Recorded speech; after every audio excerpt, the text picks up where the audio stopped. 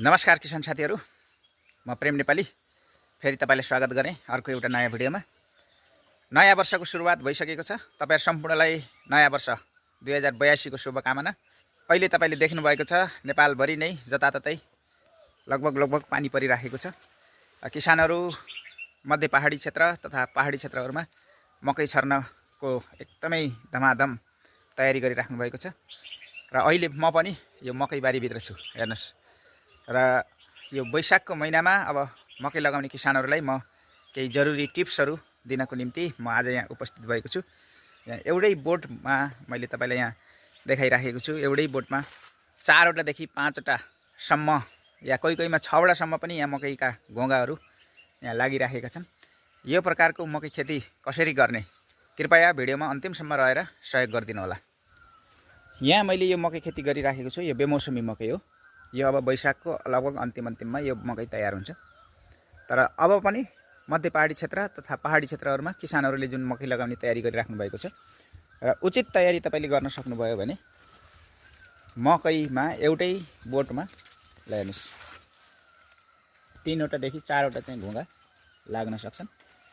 इनमा म तपाईलाई आउँदो दिनमा वैशाखको अन्तिममा तपाईलाई देखाउने छु। यो 4 वटै घोगामा मकैका चाहिँ गेडा हुनेछन्, दाना हुनेछन्। ल हेर्नुस् है, यसरी हेर्नुस् है, यसरी यहाँ मकै लागिसकेको छ।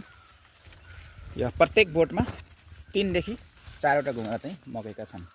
ल हेर्नुस्, र यस्तो किसिमको मकै कसरी फलाउन सक्छौं थोरै जानकारी तपाईलाई दिन गइराखेको छु।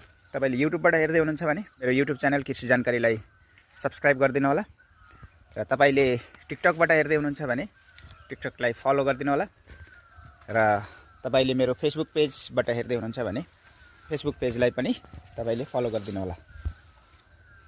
प्रति रोपनी कमसेकम पनि तपाईले 50 डोका जति गोबर मल तपाईले राख्नुपर्ने हुन्छ। त्यसपछि प्रति रोपनी 5 किलो जति डीएपी, 2.5 किलो जति युरिया र 2.5 किलो पोटास। यदि पोटास छैन भने तपाईले अनि आगो फुकेर तपाईले जो खरानी जम्मा गर्नु भएको छ भने तपाईले खरानी पनि छर्दिन सक्नुहुन्छ। लगभग प्रति रोपनी 1 बोरा दानाको बोरा जति 1 बोरा जति तपाईले खरानी छर्दिनु भयो भने पोटासको पूर्ति चाहिँ हामीले खरानीबाट पनि लिन सक्छौं। अनि पुरिसकेपछि हामीले मकै, विशेष गरेर हामी किसानहरुले के गर्छौं भने मकै को बिउमा हामीले लापरवाही गर्छौं। उचित बिउलाई तपाईले छनौट गर्नुस्। तपाईको ठाउँमा कुन बिउ हुन्छ त्यो बिउलाई तपाईले छनौट गर्नुस्। मैले तपाईले अहिले बिउका नामहरु भनिन। बिउका नामहरु यदि तपाईले जान्न चाहनुहुन्छ भने मेरो युट्युब च्यानल कृषि जानकारीमा गएर तपाईले यो मकैको बारेमा मैले विस्तृत एउटा भिडियो बनाएको छु, त्यसबाट तपाईले हेर्न सक्नुहुन्छ। विशेष के जानकारी दिन चाहन्छु भने मकैलाई चाहिँ लाइनमा रोप्नुस्। जसरी यहाँ मैले रोपेको छु, हेर्नुस्, यो देख्नुभयो, यो लाइनमा हैन, लाइनमा रोप्नु भयो भने तपाईले मकैको यसरी हिड्न अनि रेखदेख गर्न, खनजोत गर्न, झारको गोडमेल गर्न सजिलो हुन्छ तपाईलाई।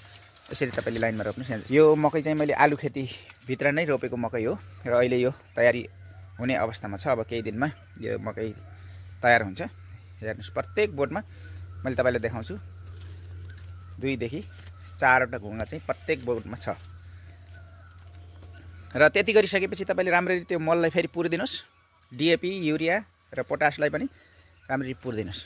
त्यसपछि मकैको बिउ मैले तपाईलाई भनिसके। मकैको बिउ लिएर बोटदेखि बोटसम्मको दूरी तपाईले 20 देखि 25 सेन्टिमिटर लगाउनुस्। आलुमा लगाएको कारणले यो आलुमा अलि पातलो गराएर लगाएको थिए हैन।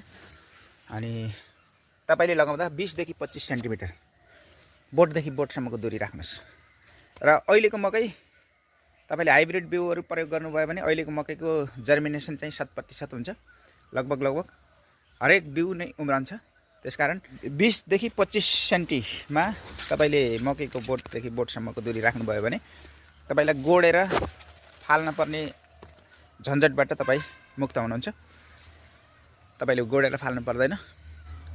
लाइनदेखि लाइनसम्मको दूरी फेरि तपाईले करिब 70 सेन्टिमिटर जति राख्नुपर्ने हुन्छ।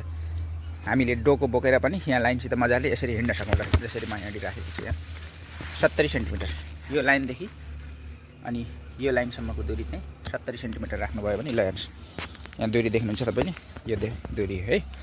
यसरी तपाईले राख्नुभयो भने मकै चाहिँ एकदमै राम्रो फल्छ। हेर्नुस् साथीहरु, ल हेर्नुस्, मैले भने हरेक बोटमा 3 देखि 4 ट्रकमा, कहीँ कहीँमा त 6वटा पनि छ। मैले तपाईँलाई 6वटा भएको पनि देखाउँछु है। त्यसरी मकै खेती गर्नुभयो भने मकैमा तपाईँ एकदमै राम्ररी तपाईँ सक्सेस हुन सक्नुहुन्छ। किसान साथी, यसरी तपाईँ मकै खेती गर्नुहोस् भनेर म तपाईँलाई सल्लाह दिन्छु है त। हस् त, धन्यवाद।